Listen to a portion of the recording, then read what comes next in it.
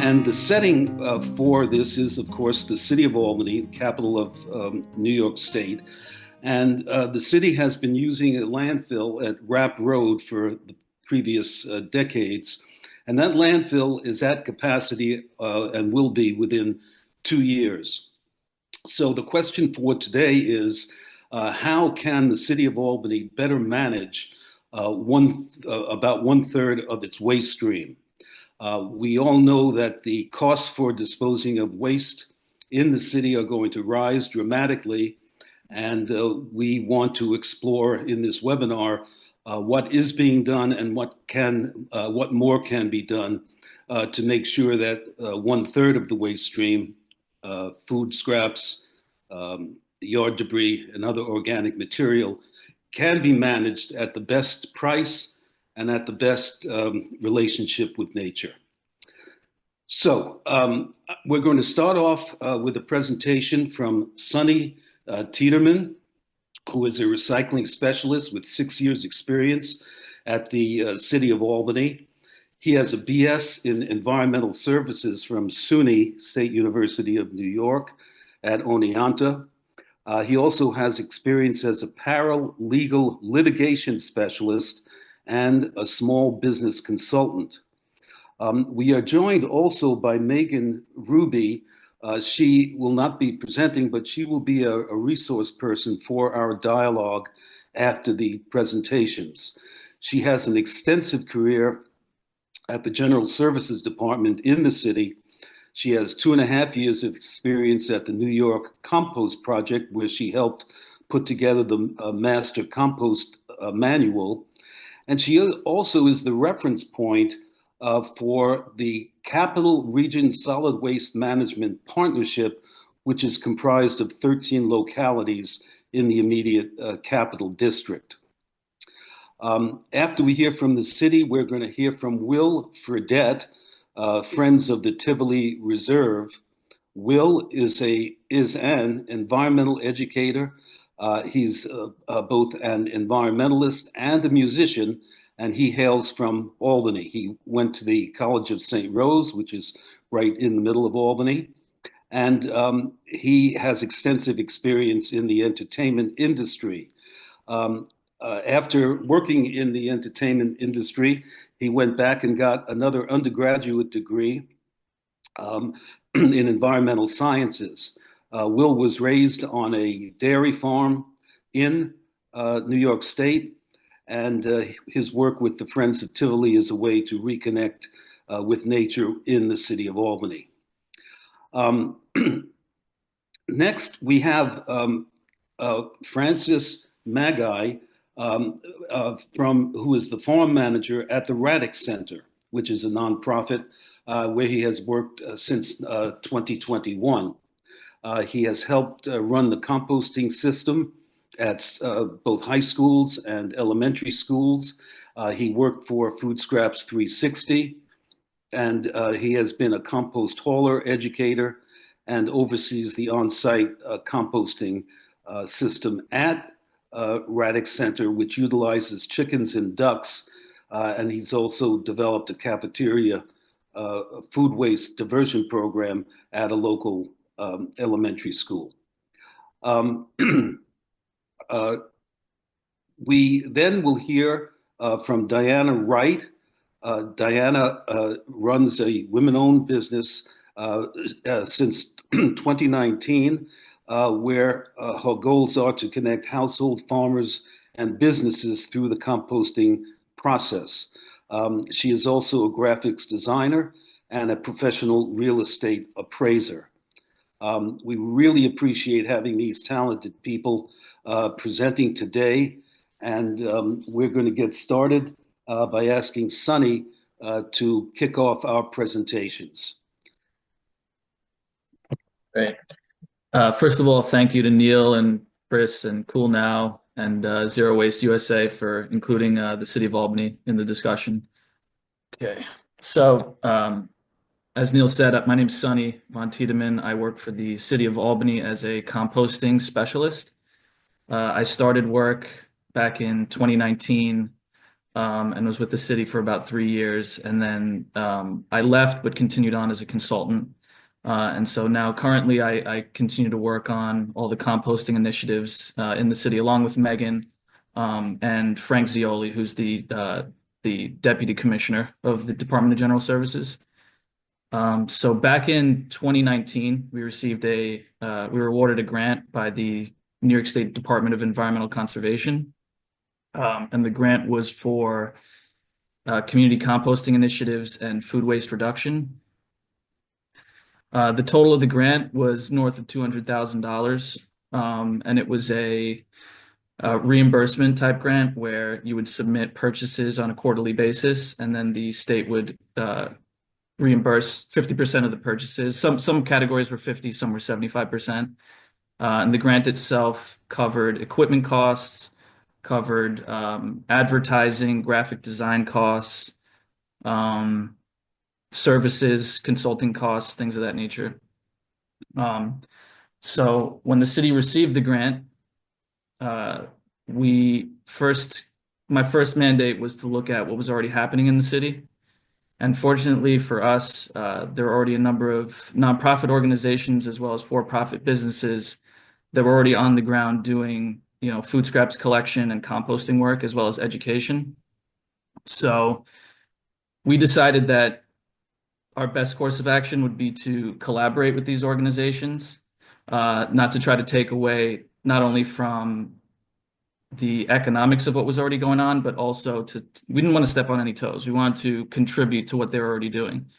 So what we came up with was a 3-tiered community program.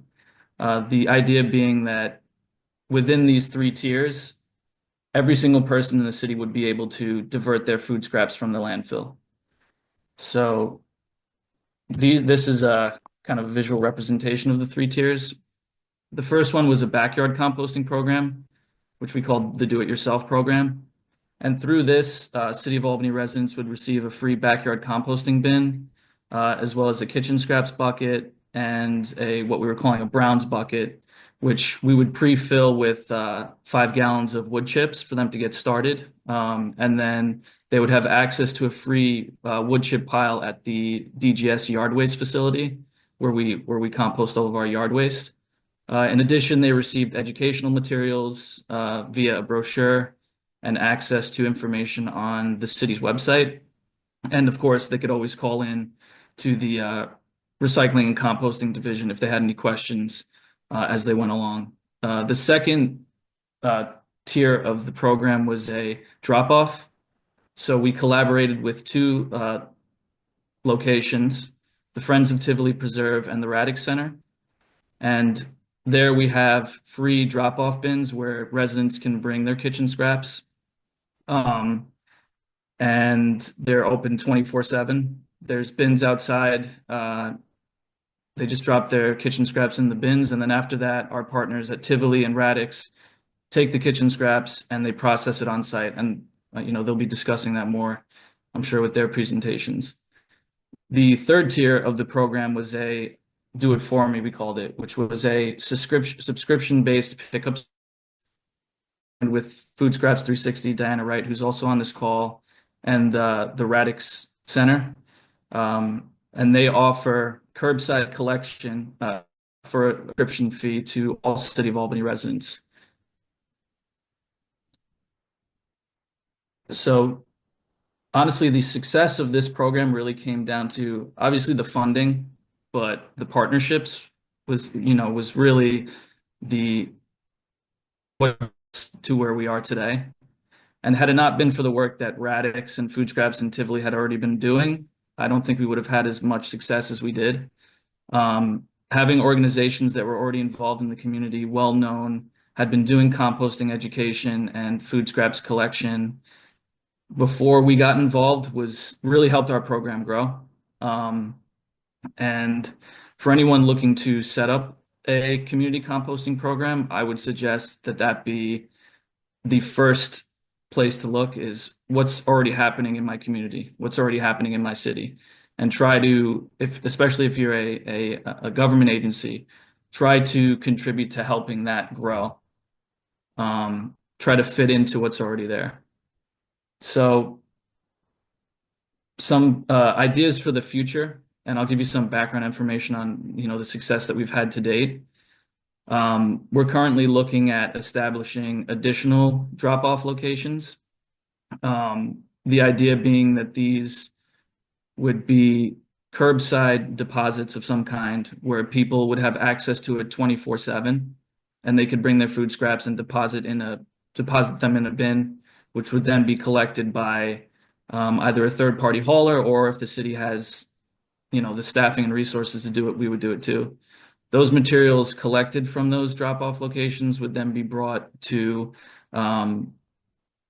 a composting facility in the area, as opposed to the food scraps that are dropped off at Tivoli and Radix, which are composted on site.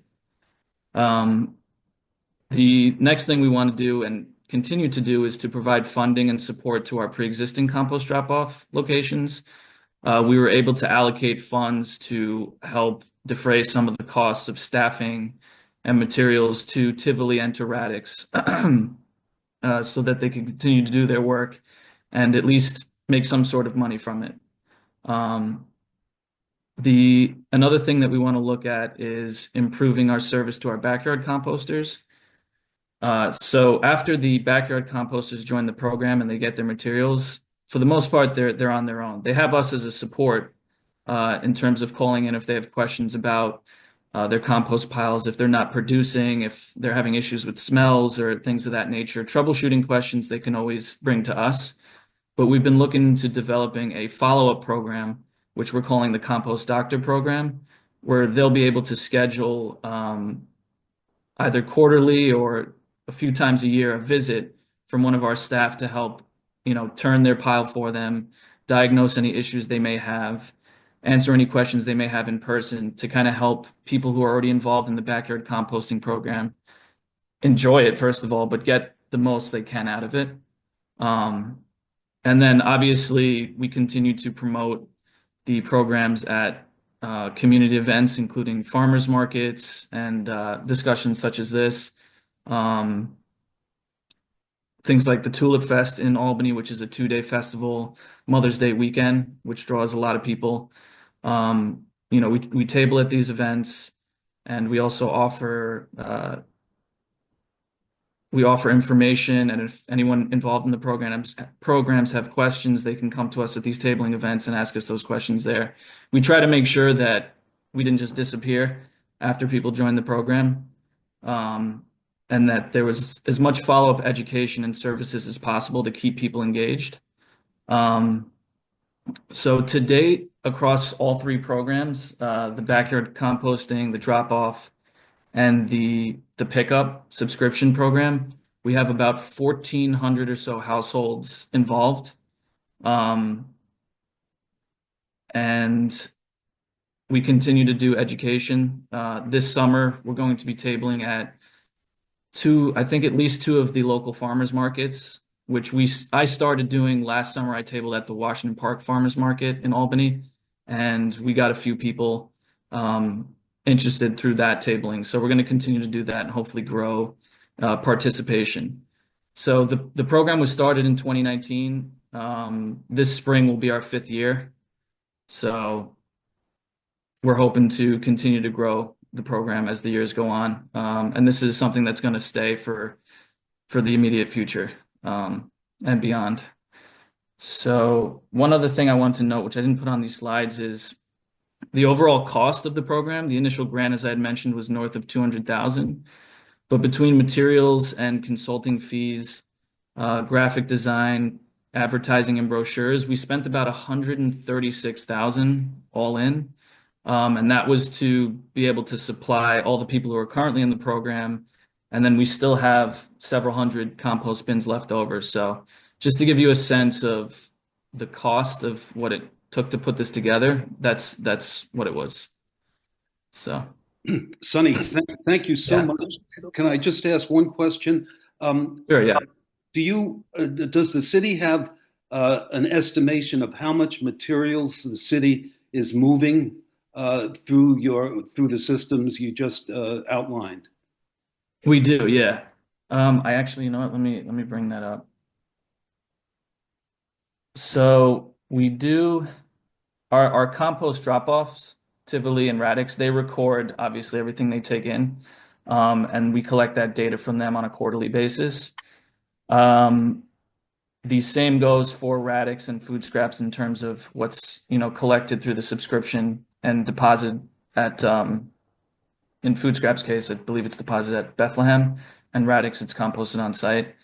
In terms of the backyard composters, when we first started the program, we asked that um, participants give us 6 months of what we were calling use data, which was basically like a rough estimate of how many times they dump their kitchen scraps bin into their backyard compost bin.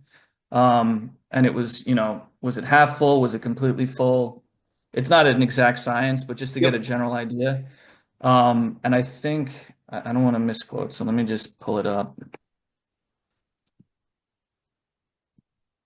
While Sonny is pulling it up, I just want to give the demographics. Albany has a population of about 100,000 people, but it's surrounded by cities like Bethlehem, Troy, Schenectady, Colony, and altogether the metro area is about 350,000 people. And I mention this because there's a lot of movement from one jurisdiction to the other. I'll just mention that Bethlehem, which is a suburb of Albany, has a composting program, and several programs work with their coordinator Dan Rain, who could not be on the call today. Go ahead, Sonny. Sorry for the Yeah. interruption. No, no worries. Okay, so these are 2022 numbers. But let's see. So it looks like across all programs, we were looking at a diversion of approximately 174,000 pounds. So yeah, Okay. yep, All right. Well, Sonny, thank you. I'm sure we're going to be getting back to you with questions. I see questions already popping up in yep. the chat. Next, we're going to go to Will. The Tivoli, I didn't realize the full title, Friends of Tivoli Lake Preserve and Farm. Go ahead, Will. It's quite a mouthful. Yes. I'm glad that you read it out so I didn't have to. Thank you all for being here. I obviously have to start with giving a big thanks to Sonny because a lot of what we do is thanks to the city. And I think a lot of the work that we've been able to do, Sonny has been integral in facilitating. I think it's really cool to be involved in this project. So we're a nonprofit group that operates in the north of Albany in the Arbor Hill and West Hill neighborhoods. The city of Albany owns the preserve, but we work with the land there. We have a couple different programs. We have community gardens. We have the composting facility. We have a herd-based invasive species handling. We have a few different projects that we work on in agreement with the city of Albany. So we've been working to grow our presence in the north of Albany specifically. We have we work on land that obviously has great history. It's a beautiful area in Albany. We have to give acknowledgement to the native stewards, the Mohican people and the Haudenosaunee people. And then all of our work would never have been possible without the contributions of Brother Yusuf, who helped basically create the Tivoli Preserve and helped give rise to all the work that we get to do there. Our job at Tivoli is to help preserve pockets of nature within the city and to give the community of North Albany access to natural spaces and examples of how to work sustainably with nature in an urban or suburban environment.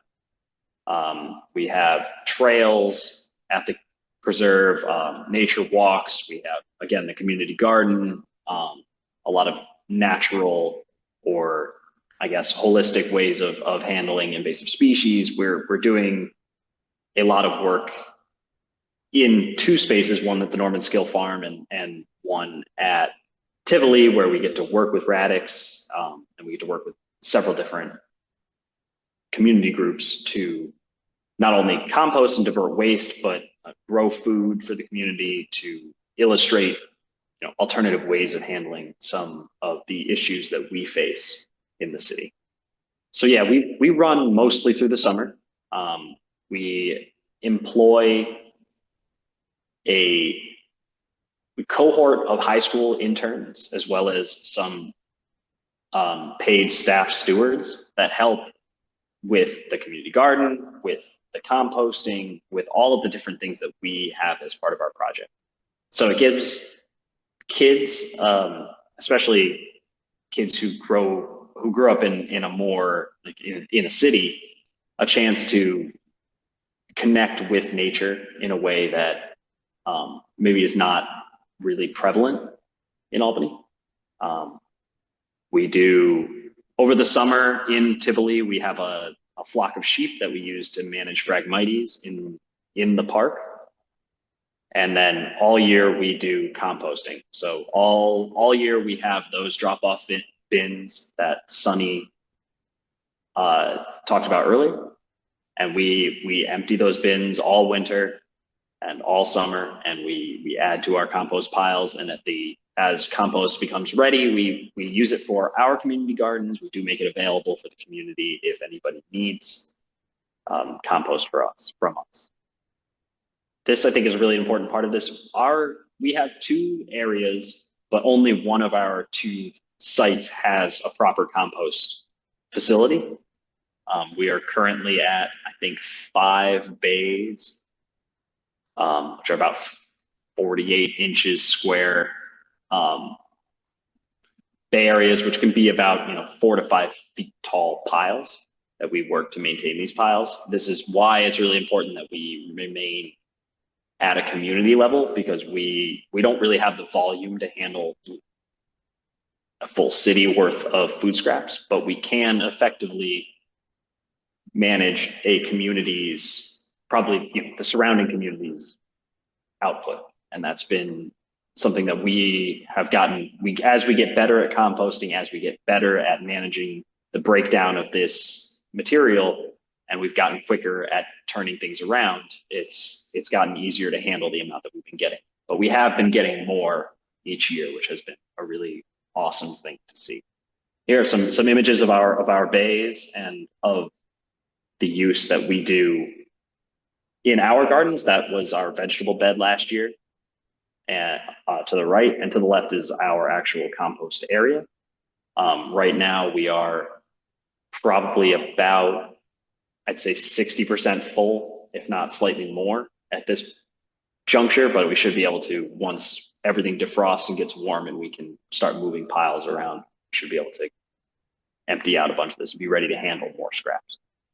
Some more awesome images of our Tivoli location and of our wonderful volunteers and high school students who all work very hard, especially through the winter, to make sure that this program keeps going.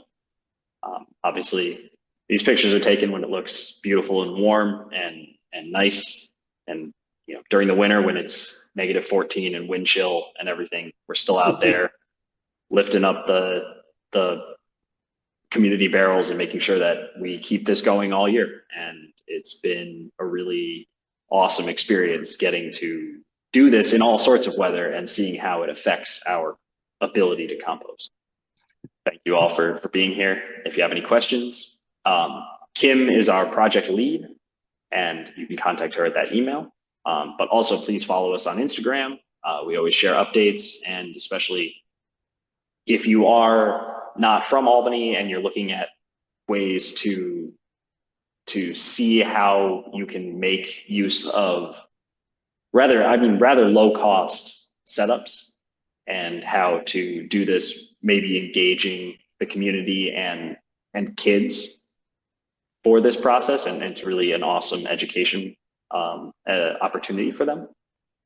This is, I think, a great program to follow take a look at what we do. Appreciate Thank you you, also. Will. Thank you, Will. Perfect timing. And Francis from Radix Center, you are next.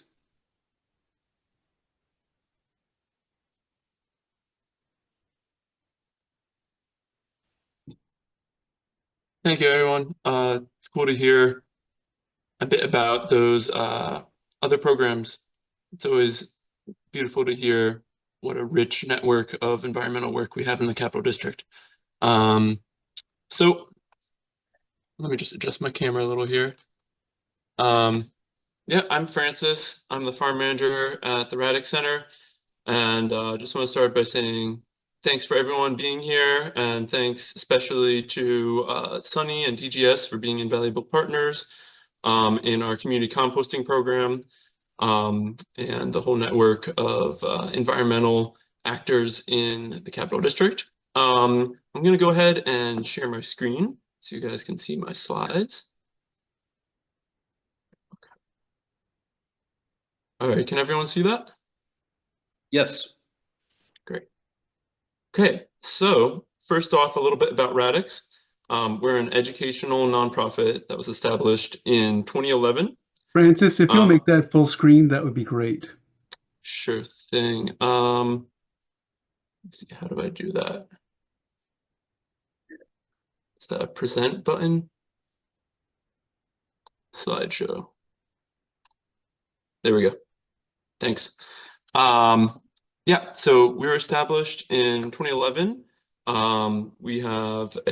We're located in the south end of Albany, and on the other end of town of Tivoli, but we do a lot of work with them, as Will mentioned. And we have a 1 acre farm with this greenhouse that's pictured here, about 50 chickens, a dozen ducks, a few other unheated greenhouses, and a few dozen fruit trees, nut bushes, lots of veggie gardens and flower gardens, and also some displays of small scale energy production, and certainly our on-site composting program. In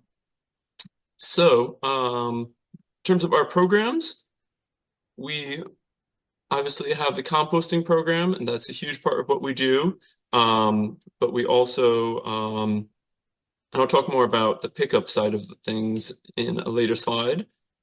We also have 2 in-school gardening programs that we run at public schools, public elementary schools nearby, and 1 public middle school.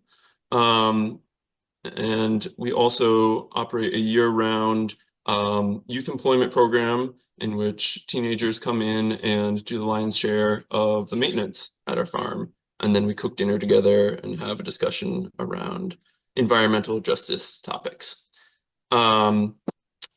So we move on to the next slide. Right. So this is a picture of some local school kids coming to check out our composting Francis, program. we're not seeing your slides advancing. Can you see that now? No, well, basically we're seeing what's on your desktop. You probably have 2 screens. The screen that we're seeing is not the one that's presenting. Okay. Bear with me. I'm gonna go over to Zoom. One moment. I'm gonna reshare the presenting screen. Okay. Can you guys see this other slide now? Bingo. Yes. Thank you. Okay. So yeah, a lot of what we do is ecological literacy. As Will is mentioning earlier, a lot of students growing up in the city of Albany don't have a lot of access to nature and natural experiences. So that's a lot of what we do in terms of our gardening programs, as well as different educational programs. We have every kindergartner and every first grader come on a field trip to Radix every year, in the city of Albany, that is, and we do maple tapping with all the 3rd graders in the district. So these are some students coming and checking out our compost pile. This is how we do a lot of our composting on site in these circular round cattle fence rounds. So why composting? Just to give you guys a little context of the community we exist in, it's a red line neighborhood that's still suffering from a lot of the consequences of systemic racism today. So lots of poverty, housing instability, and over-policing are amongst the problems that we see around the community. And so in the face of all these rather more pressing concerns for people's day-to-day, you might think, why focus on ecological concerns? And that's because we really see ecological and social as inseparable. And if we're able to help folks in the community remediate their own soil and air and water, it's our hope that through that, we're able to help them in building a beautiful, safer neighborhood in which everyone can enjoy living and children can have a great time growing up.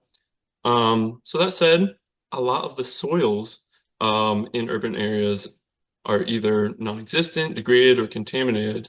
As you can see in this picture, this is under a roadbed, so of course you might not imagine that there's much life going on there. Obviously, often pretty good at keeping the water out of the soil, but even in areas without pavement, there's a lot of lead pollution in the soil, and so we use compost as an effective means for tying up lead and other heavy metals to make it safe for folks to be around and to eat food from. And also, in terms of the production of arable areas within the city, the microbiota need to be re-enlivened in a lot of compacted and kind of deadened soils, and compost is the perfect way to get things started in terms of re-enlivening those microbiotic communities in the soil. All right. It's a picture of one of what you might see in a daily dump into our chicken run. And you can see there's just a lot of veggies we get from a nearby food pantry that has an excess from the grocery stores that they pick up from. And as Sonny mentioned, we also have the bin out on the street where people come and drop off food that helps feed our chickens and build new soil pretty much 24/7. And really, the chickens are a key player in our composting program here, in that they eat a lot of it. They help us make sure that any kind of food that gets in there that would attract varmint, such as meat and dairy, things that we encourage folks not to bring, but certainly a little bit gets in. Those higher calorie things that could feed a population of rodents, say, get taken out very quickly by the chickens. The chickens will do away with 3 or 4 pounds of meat before you know it. So they kind of help keep our operation clean in that way, as well as providing valuable eggs that we donate to community members and also sell through our farm share program. All right, moving on to the next slide. So to mention compost justice, it's just a larger picture and questions we like to keep in mind in terms of how we develop our programming here. We like to make compost available to residents as much as possible. So we have a presence at lots of community events to promote the programs that Sonny talked about, with the backyard options, the drop-off and pickup options, and really try to act as a model for how other community spaces can develop their own composting program. Because even though we do have 50 chickens and an acre, we are not far from our capacity in terms of how much food we can take in for composting. We have about, depending on the day, 200 to 300 pounds of food waste coming in daily.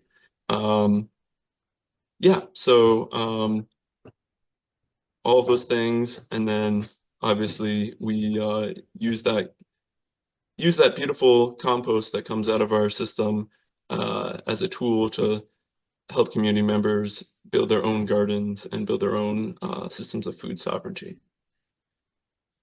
This is a little picture of one of our e-bikes. We have a fleet of electric bicycles and tricycles that we use and have on site, charged by our solar panel array as another way of demonstrating how sustainability can be done. You know, it's great that we're able to use these vehicles. It limits our range in terms of how far we can pick up. We have about, I think it's a 1.5 mile or 2 mile radius that we pick up within. And we can't really go further than that because of our infrastructure limitations in terms of vehicles. But yeah, this is one of the vehicles that we use, and we charge it on site with our solar panels. This is another one of our vehicles. This is an electric tricycle, and this is the current head of our youth employment program, Nicholas, who was a youth employee many years ago. Looking rather photogenic there. How am I doing on time? Got what, maybe? Oh, it looks like I'm about out, right? Yeah, you're getting close. If you could sum up, that would be great. Great. Alrighty.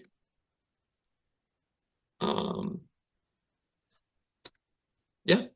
Well, that's pretty much our programs as far as composting goes. I'm happy to take any questions when there's the time for that. Great. Thank you so much, Francis. And let's now go to Diana.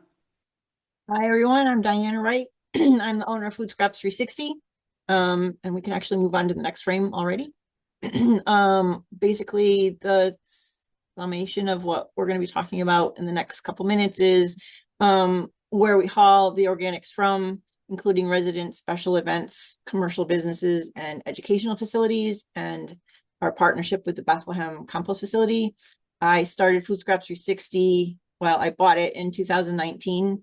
I had 50 customers to start with and my own personal truck. We have grown since then to having, instead of one route, we have 6 routes every 2 weeks, and we have 5 employees. We have increased to 2 residential trucks and 1 commercial truck, and I actually am putting a deposit on a second commercial truck today, so that we should have that in the next week so that we can continue growing with the laws that are being passed in New York State to require large producers of organic substance to have it diverted from the landfills. A lot of businesses who deal with food are going to have to be abiding by these laws, and in order to abide by them, we have to have haulers and we have to have a place to bring them to. So I'm trying to ramp up to be able to handle this as the state of New York increases the requirements in the next few years. Next slide. For our residential pickup, we have 2 trucks like this that have inserts in the back. We got this one recently last year through the Albany City Capitalize Albany. We got a $25,000 grant for it, which was incredibly helpful. We collect our food scraps in the 5-gallon buckets that you see over here in the other picture. We did have 12-gallon buckets, but they can get very, very heavy and they're hard to lift into the truck. So our subscriptions basically are 1 5-gallon bin, 2 5-gallon bins. Some people have three 5-gallon bins, and most people are okay with it being picked up every 2 weeks. We do actually have a couple customers that only want a once-a-month pickup because they don't produce very much. And we do have a lot of customers who also stop doing it in the summertime so that they can compost in their backyard, because it is much harder, as Will said, to compost when the weather is freezing cold and to tromp into the backyard through the snow. So we do have a lot of flexibility with the different subscriptions that we have. When we pick up the bins, we have a luggage scale in the truck. So each bin is weighed and recorded in our customer portal, so our customers know how much they're diverting, and it also helps keep the data current so that we can provide it when we get grants and for events like this, so that people know that we're actually making a difference and how much progress we're making, because that is very important for continuing the composting industry to move forward. I think that I've covered this screen. We can go to the next one. Our residential curbside pickup pros are that there's low contamination. Our residents are really, really good at not putting things in there that that they're not supposed to, that we can't compost. And we get a lot of emails. We keep a very open dialogue between our customers and our staff to answer any questions, because we get a lot of very weird questions about what could go into the compost or not. And then I have to ask Dan Rain, because sometimes I don't know. And so I have to make sure with him that it's okay. We do direct education through the communication. There's a lot of high enthusiasm with our customers, because they don't have to be doing it. So they're choosing to do this, and they're choosing to pay for it. And it is very accessible and convenient for people to just put out their compost like they put out their trash at the curb weekly or bi-weekly. The cons are that it is a higher cost to the customer, because they do have to pay extra for this at the moment, unless we have grants and programs in existence, which we have in the past. It is labor intensive. The drivers have to get in and out of the truck many times a day and empty the bins into the truck, and then go and empty it into the compost facility, where they turn it over and make it into compost. And we also have to be very careful about how we balance our route density with demand. We do have a waiting list of people who want to get on, who are in areas that are outside our route density right now. And so as they can get more people on, or as more people sign up in those areas, we can increase our routes and have another day. We did partner for 2 years with the city of Troy. They got a really great grant where we could service 250 households, where the grant paid for it for free.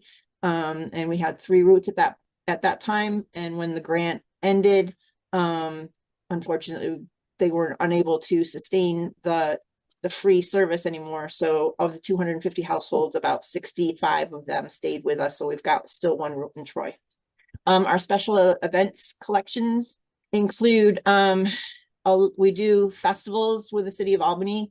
With their grant, part of it is to hire us to do waste stations at the events, the city events during the summertime, to help educate customers and residents on what the right way to do it is. And we do picnics and parties for churches and organizations.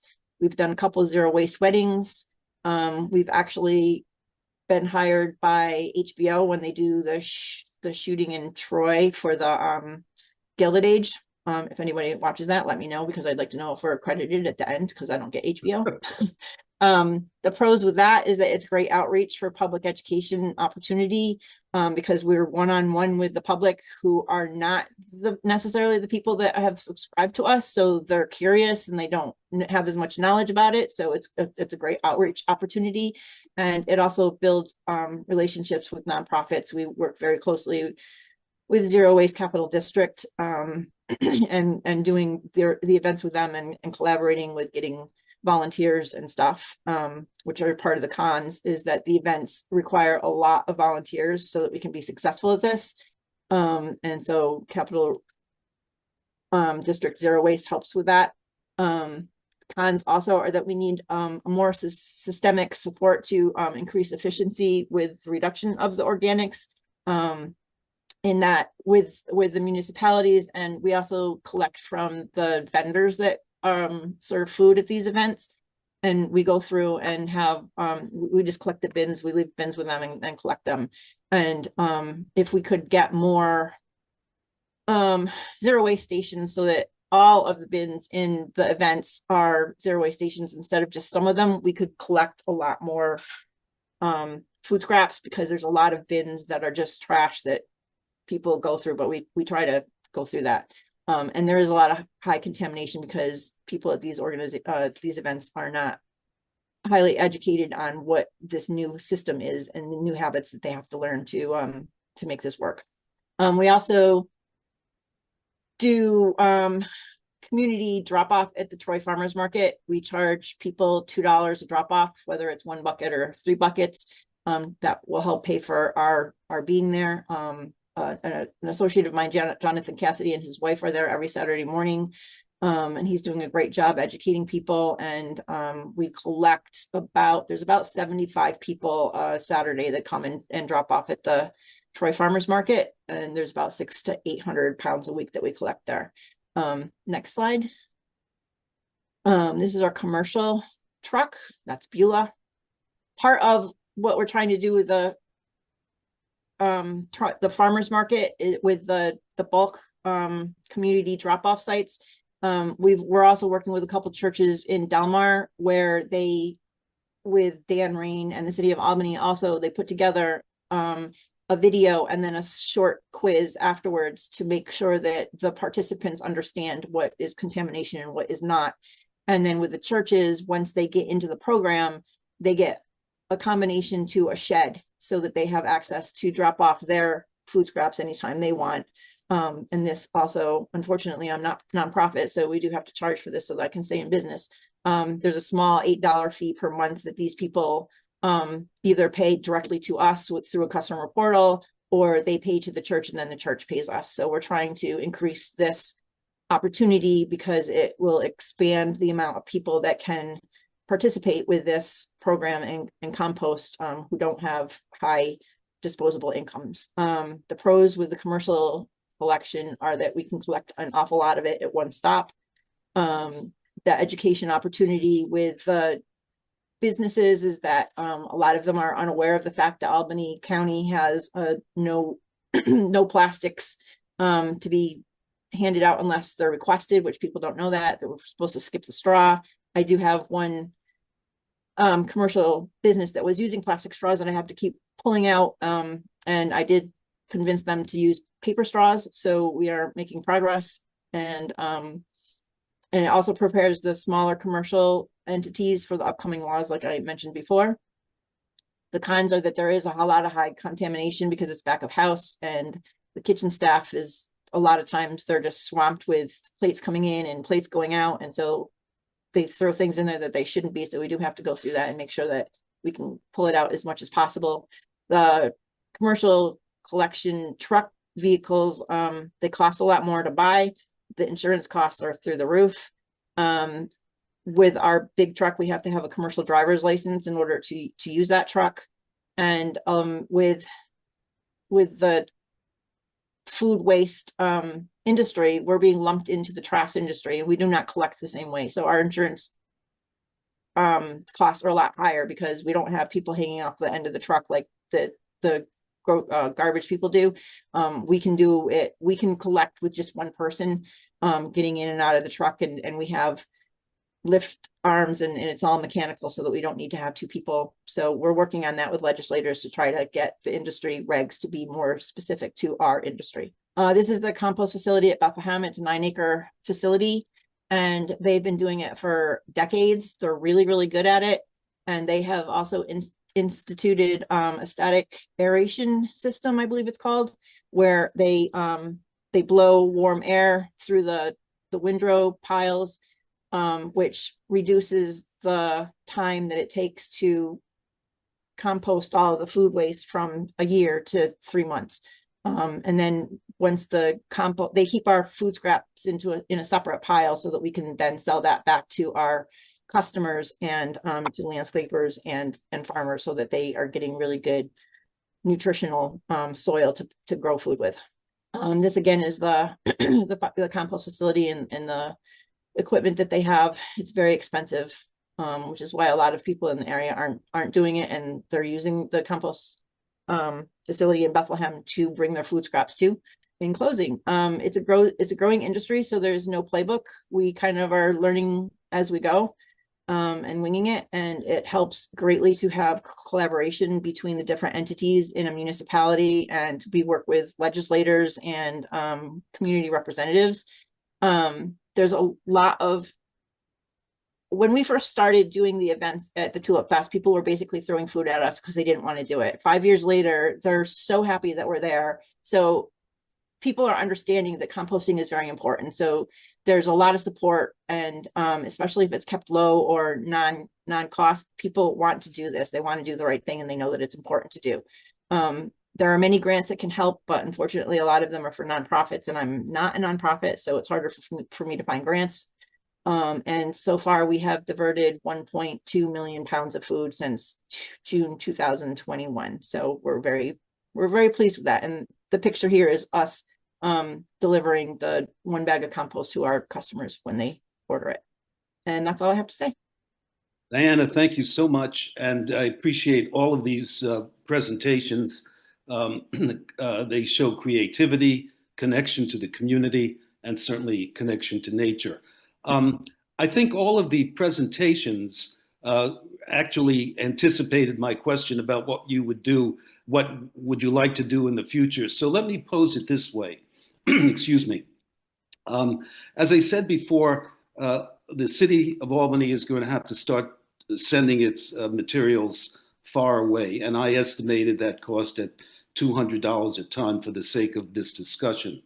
I'm also assuming that there are roughly 30,000 tons a year in the Albany waste stream. Again, I'm rounding off. And my final estimate is that these operations that we just heard described, the city program, the community programs, and the private sector program, are each operating at about $50 a ton to manage materials.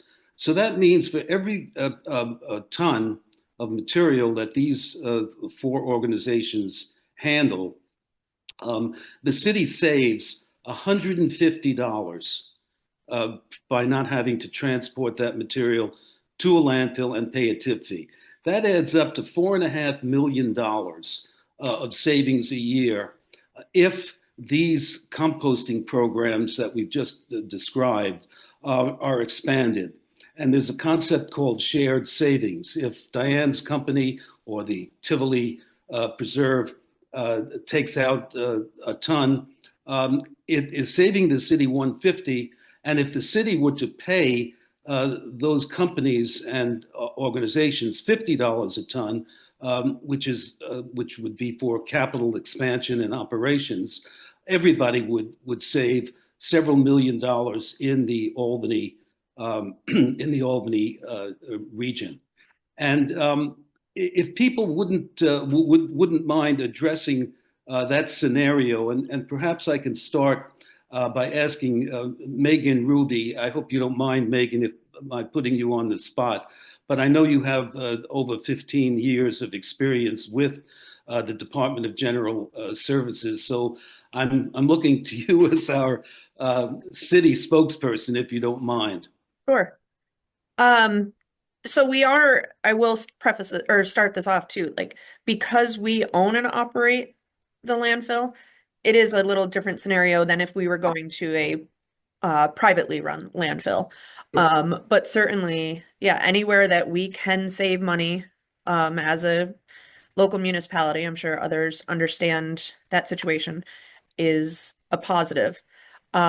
So someone had asked too if we were tracking the cost savings and things in the chat box earlier. Again, because of it being our own landfill, we haven't necessarily officially tracked those numbers. As we get into the situation where we're moving to a transfer station, we're moving to long hauling, I'm sure that will be a metric that we pay more attention to. But yes, I think, if we can continue to work with these partners that we have and continue to expand our food waste composting options, that'll definitely serve us better in the future.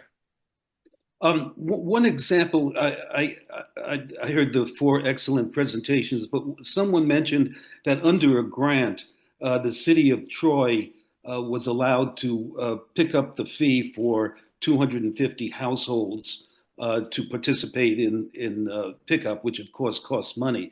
What I'm trying to emphasize is that given that success rate, for every dollar that the city would put into composting, it would get a tremendous return. So next year, I'm going to run for office in Albany and insist that we have a bond issue to get you guys as much money as you need. Of course, I'm kidding. I'm very happy here in Montclair, New Jersey. But nonetheless, um, I congratulate you all. It's a terrific interconnection of community, business, and government. And hopefully, this discussion that we'll now have will stimulate further investment in recycling in the city. I'm going to ask Chris to help me out with questions from the chat. Chris, do you have any ready to go? Absolutely. Several of the questions have already been answered in the chat by Sonny for City of Albany, but there are some questions that remain somewhat unanswered. Maybe we can go through those. Gloria Frazee from from Wewild, Hampton, asks, looking for the best practices resources related. How do you QC for contaminants, and do you have a feedback loop to drop off folks? And that's for Friends of Tivoli. That's when that was being. So most of our QC is entirely ground level. When we dump out the container, we take a look at what's in there. We have to scrape through everything, make sure there's nothing that doesn't belong in there. We've had a really good success rate. We have not been noticing much in ours as far as stuff. We have a big sign that the city of Albany provided us that tells people what can and cannot be in the container. I mean, for the most part, we see a lot of tomatoes and a lot of eggs. Those are 90% of what we process pretty much every day. But if we do run into contamination issues, we unfortunately don't have a lot of ability to do much other than put those in a garbage bag, remove them from the site. During the summer, we can feed them to the chickens, but during the winter, we don't. Well, to focus on winter, someone in the chat mentioned, what is the technique used when you have to compost and it's below zero? A pickaxe and a lot of backbreaking effort. You try to break open the effectively frozen piles, because in the center of the pile, you generally have still soft material. It's still, 35 to 45 degrees in the center of our piles, but you end up with a shell of basically frozen brown that you have to break through to do. And, I do it personally, I do it once a week, but, a lot of credit to our high school students who go in multiple times a week and take care of this. Thank you, Will. Can I add something to the contamination question? Of course. Okay. I did not mention this during my presentation, but for residents who sign up for the backyard and the drop-off programs, we actually require that they watch a video and read some materials online and then take a quiz before, being allowed in the program. It's a relatively simple quiz. Right now, we're not allowing bones, meat, dairy, fish, shellfish, although with the new drop-off locations that we hope to bring on, we're looking to possibly expand it for those locations alone. But in terms of Tivoli, Kim has said she'd prefer not to have that because of the fact that they're at a preserve and they're open piles, so they could get, some serious rodent issues. And Will, if you want to expand on that. But so yeah, in terms of contamination, we try to, before even allowing people in the program, to teach them as best we can, and to test their knowledge through the quiz. So I think through that, for anyone who's dropping off, who's part of the program, I think there's been few contamination issues as far as I can tell. I'm in pretty constant contact with Kim and Scott, so if there was an issue, they'd let me know. But yeah, I'd forgotten to mention that, so I apologize. But no problem. Thank you, Sonny. Chris, you want to go to our next question? Gosh, there's so many of them. Let's see here. I'm going to skip around a bit because we have so many questions here. Let's go to Food Scraps 360.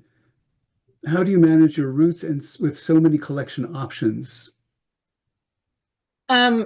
We are very fortunate that Brent Arnold, who had a food scraps collection business in Rochester and also was very talented in doing software, created his own software for doing food scraps collection. So it's called Stop Suite, and I know that there are a lot of companies that are using it.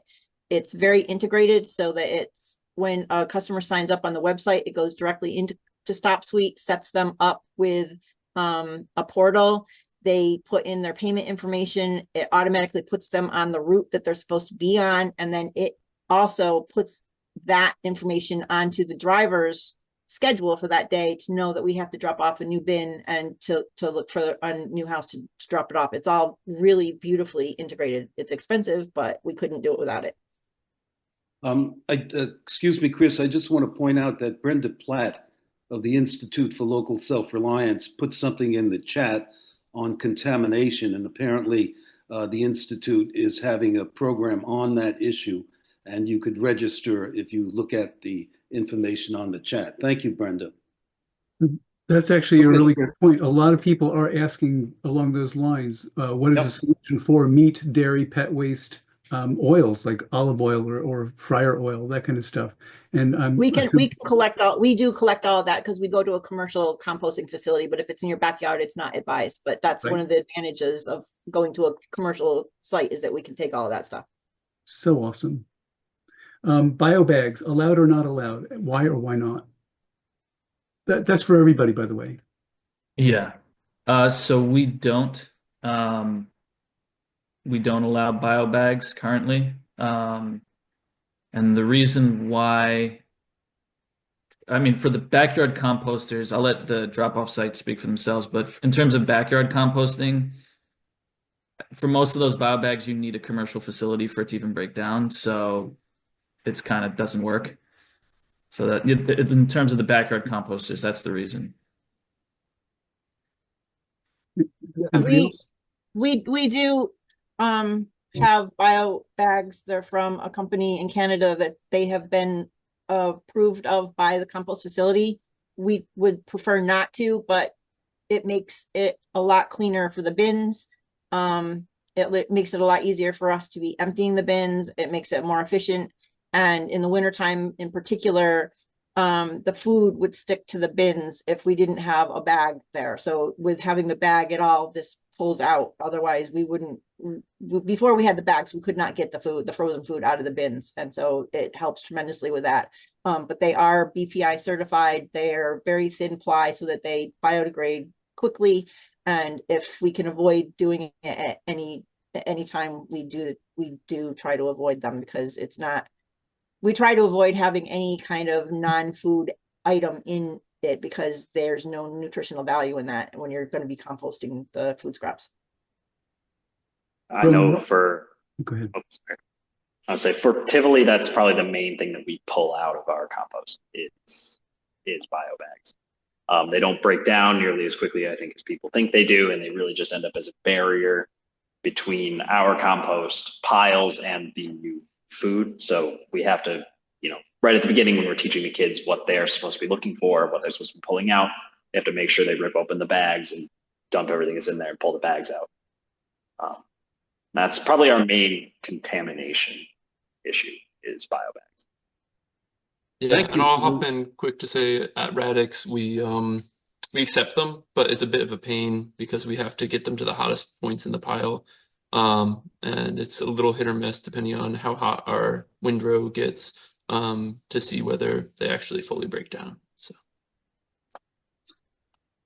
thank you for those great answers, Chris. You want to keep on? Absolutely. Ann Erling asks, how many years do we have left on the Albany landfill? How many years can we extend the Albany landfill by expanding composting? So we have roughly, I think, 2 years. That's what I thought. And I don't have that magic number in place of if we pull the compost out. We have already expanded the life of our landfill by limiting other things. We have limited the number of customers coming through. We have limited our hours per day, just again, because it is there for our residents first and foremost, but then we do expand it to commercial haulers. So we are trying to save the cost to our residents for as long as possible. Meghan, can I ask uh, when the landfill will close, let's say in 2 years, will the city have to build a transfer station? Does it already have one, or will it use a private sector transfer station? No, we do not currently have a transfer station. I believe that is in the works. That is a little bit above me right now of that planning and all. But that definitely is in our discussions and plans, and we're trying to move forward with that.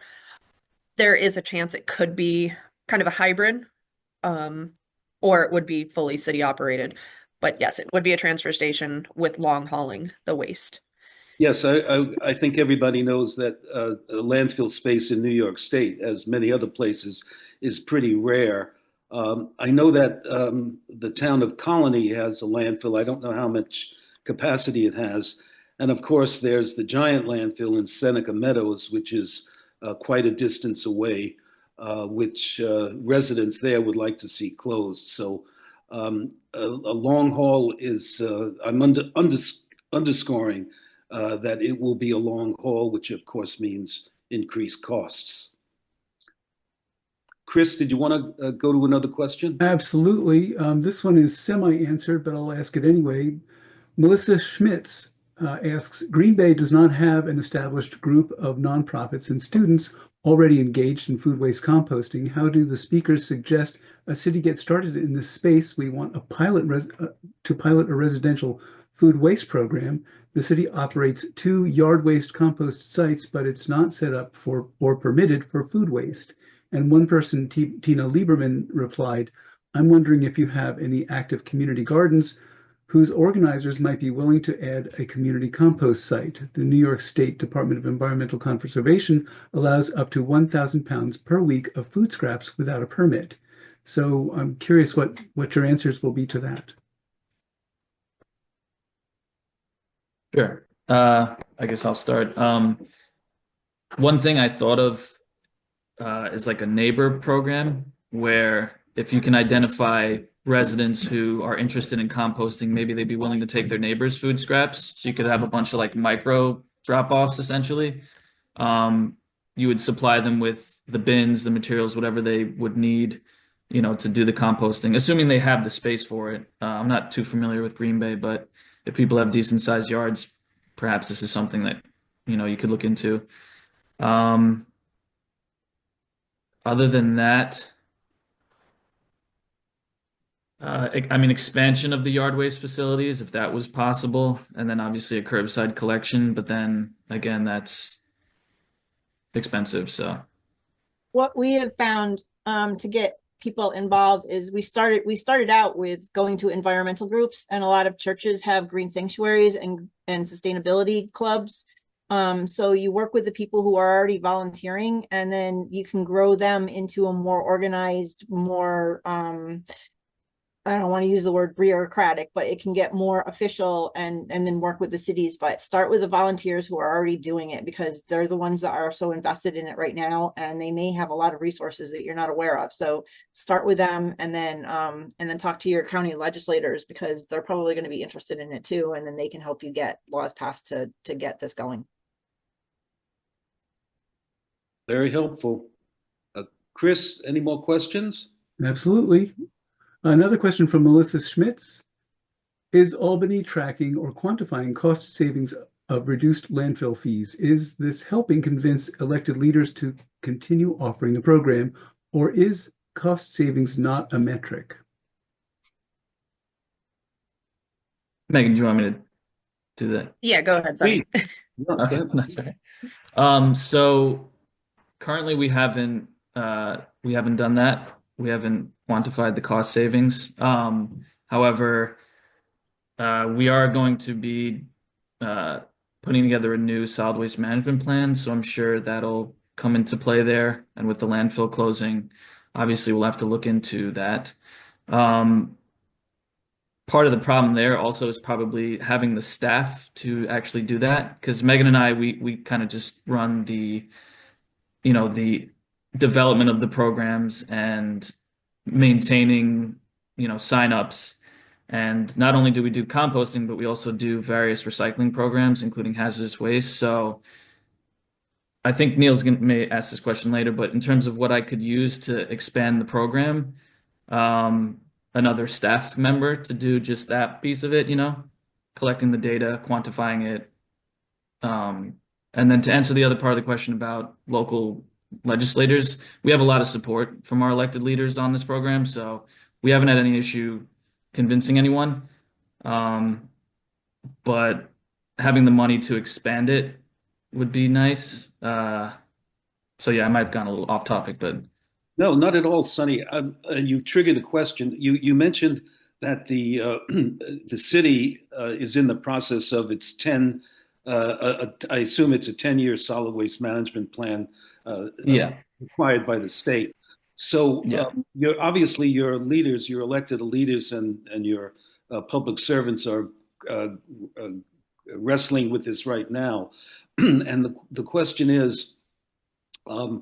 Will people like you and Meghan at the city be available basically to lobby for your program? I know you can't take a political stand on things, but it seems to me that this is the time to build in the structural support for your composting program in the city, but also for the other programs and businesses.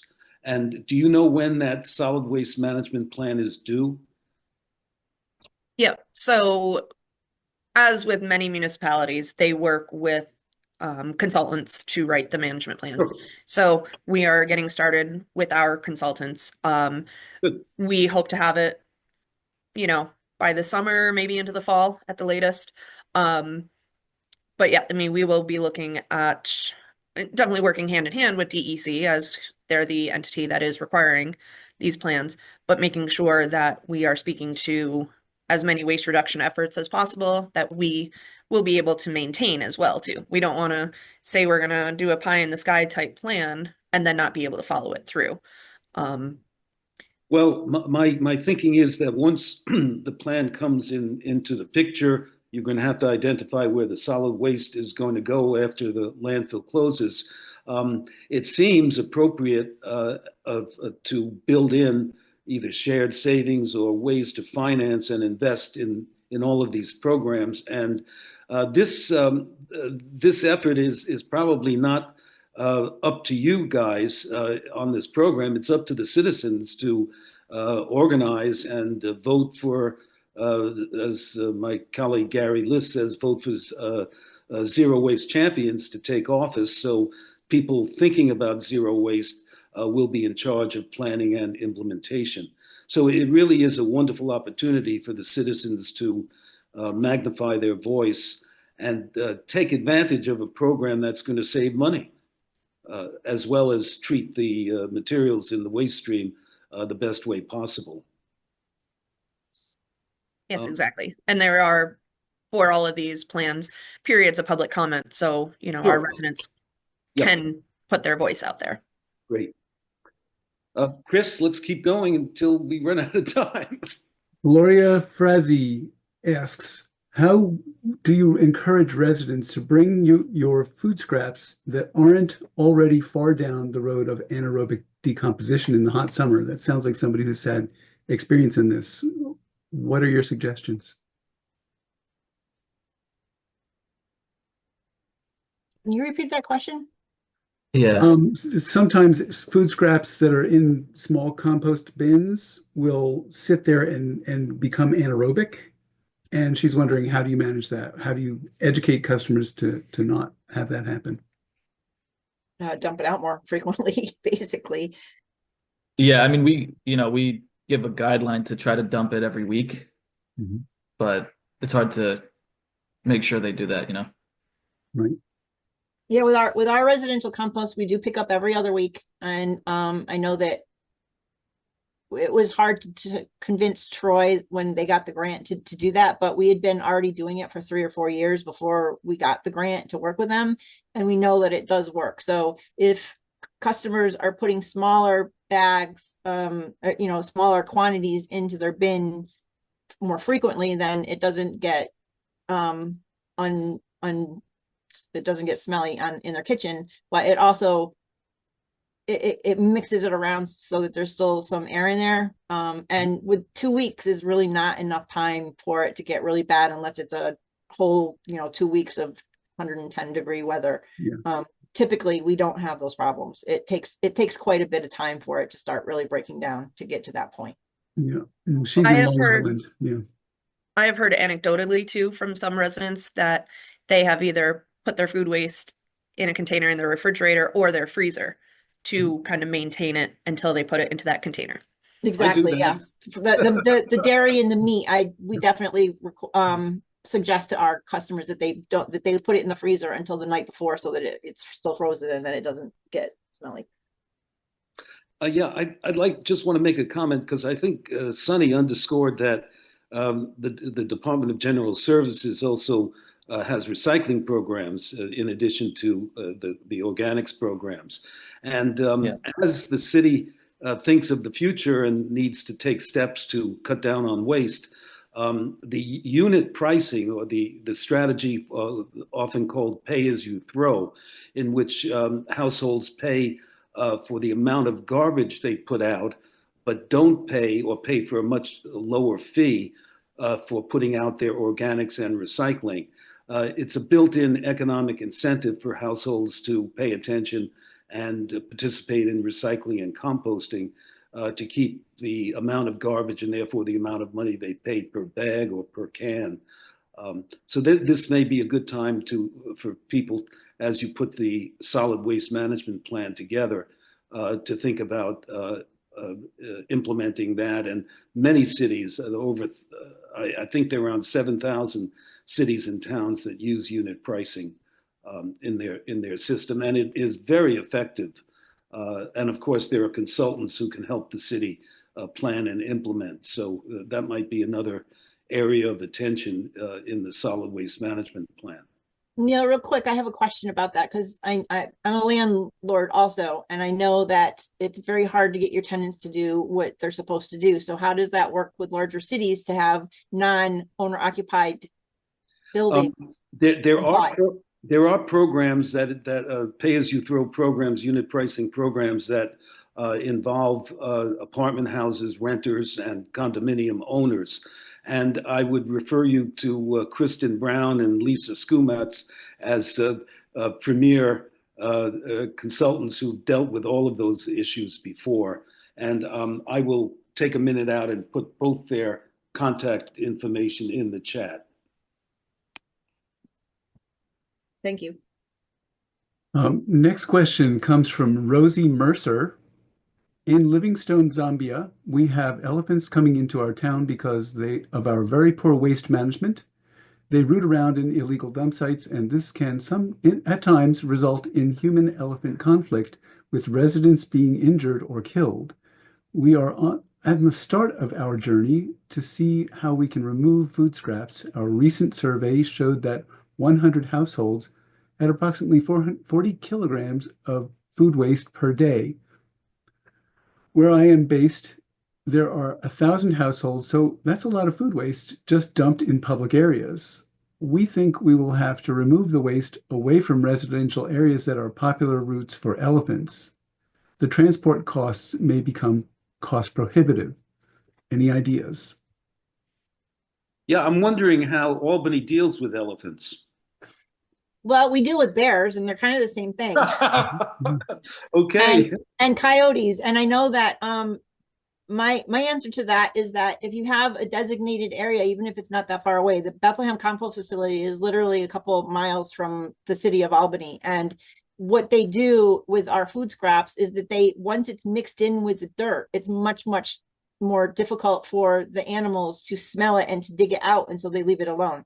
If we get there late and we can't get it covered correctly, the coyotes and everybody are right there. So covering it up and keeping it mixed in helps a lot.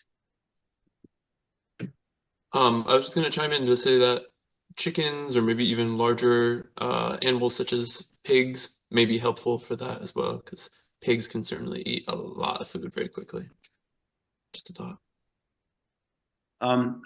Just bringing people's attention, I put both Kristen and Lisa's email in the chat if you want to follow up on unit pricing and how it addresses issues of low-income owners, low-income renters, as well as apartment house dwellers. I would like to follow up a little bit on the thing that Rosie Mercer asked. It sounds to me like they actually need to have a more solid waste plan. They need to get together on that first, and from there they can determine how to financially manage something that will be able to move that much organic waste to a site where they can actually incorporate soil over it. I think that having a plan is the place to start. Chris, let me just say there are 4 more minutes to the scheduled program. We can, Chris, correct me if I'm wrong, we can stay longer than that if people want to continue the dialogue. Absolutely. But for those who have to go, I want to thank you for your participation, and certainly a round of applause for the experts who've been talking about it and letting us look at Albany as a little microcosm of what can happen in other cities and counties as well. At this point, it might be nice if anybody has a question that they would like to ask directly. If you please raise your hand using the React area, you can see that there's a button that you can raise your hand, and we can see if we can answer your question. Chris, I can only see a few people, so I'm going to rely on you to call on people. Sure. One thing that I know is that there's somebody's talking about the Jora food composting device for meat and dairy. Does anybody know about that amongst our panel here? It's a tumbler, I think. Yeah. Somebody says, Yeah. Kate Caldwell says, I compost meat and dairy all the time in my backyard using an above ground Jora composter. No rodent problems for 20 years. And Sonny, you replied. I did. I could say it to the group. Sure. So yeah, the reason that we started off, or we still now currently say no meat or dairy, is because we wanted to target people who have no compost experience and no composting knowledge, and we figured that as rare as it may be for experienced composters, that if there is a situation where someone is putting meat and dairy into their bin and they do have a rodent issue, it may deter them, and then that word spreads. We may be changing that because we've seen that for them. I'm sure there are people who are putting meat and dairy in their bin. We all do it. I do it at home myself. So I think with that, and especially with the new drop-off sites coming on board, we may change some of our education on that to be inclusive. Although with the drop-off sites, Tivoli in particular has asked that we don't do that for rodent issues. So it's difficult to say yes to everything, because then Tivoli may start getting meat. So we do have to kind of be careful on what kind of information and education we put out there, but we're definitely looking into expanding it. So yeah. Cool. Thank you. I see that Kate Caldwell has her hand up. Kate, before you ask your question, just let us know where you're from.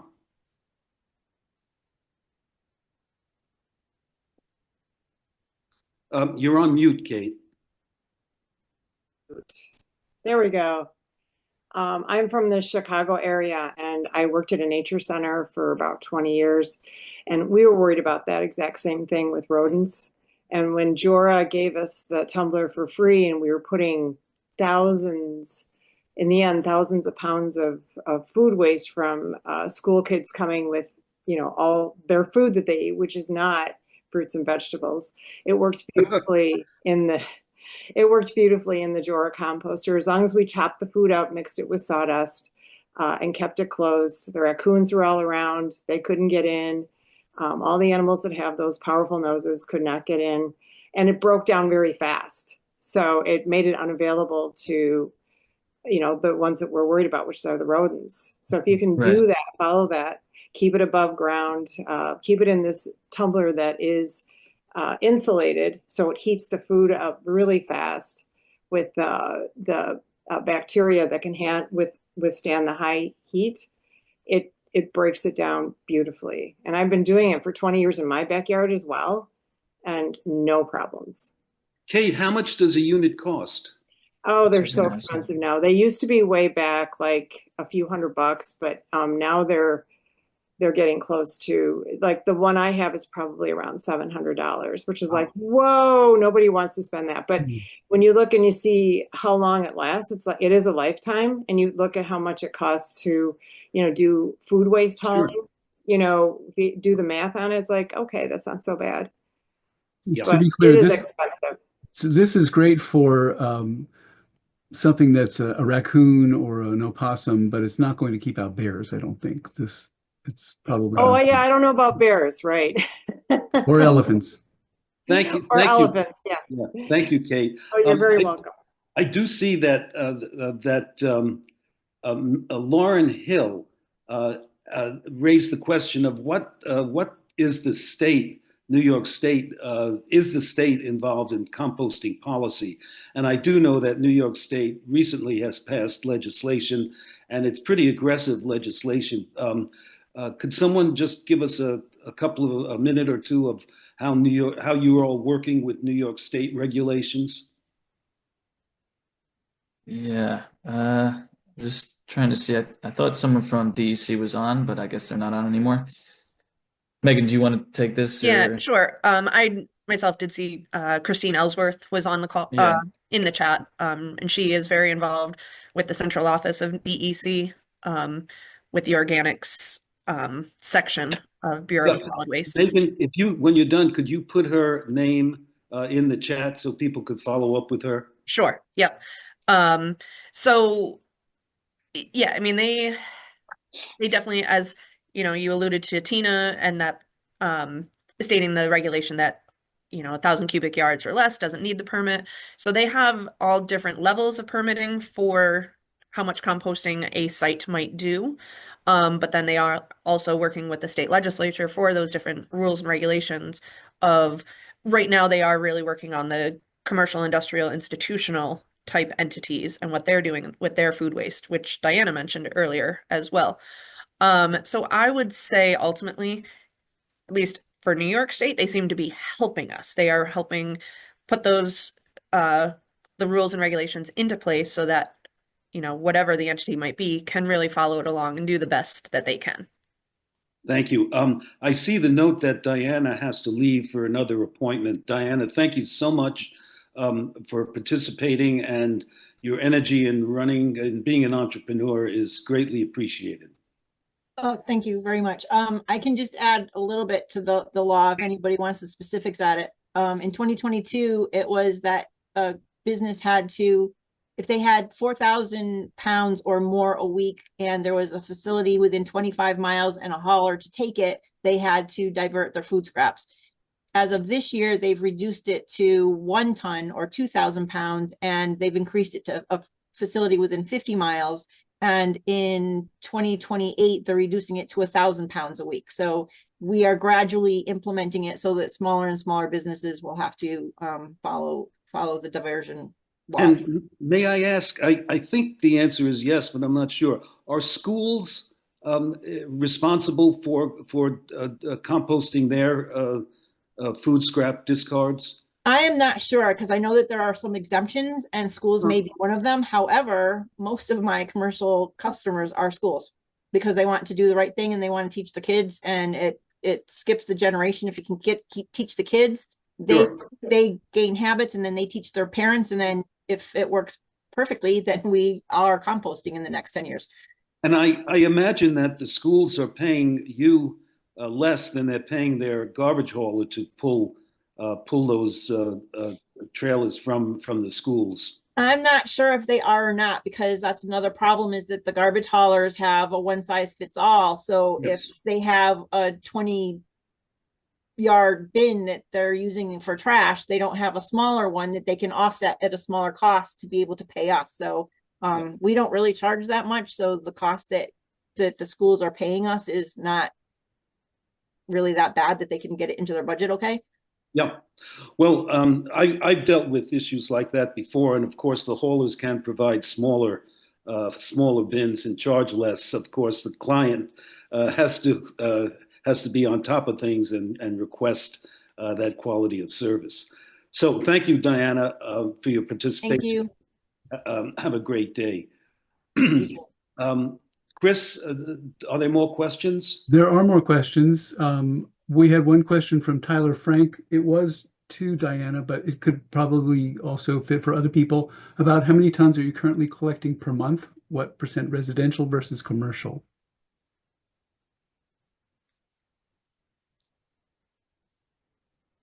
If that was a curbside collection question, that's probably Diana. Yeah. Right. Okay. So she's, yeah. Okay.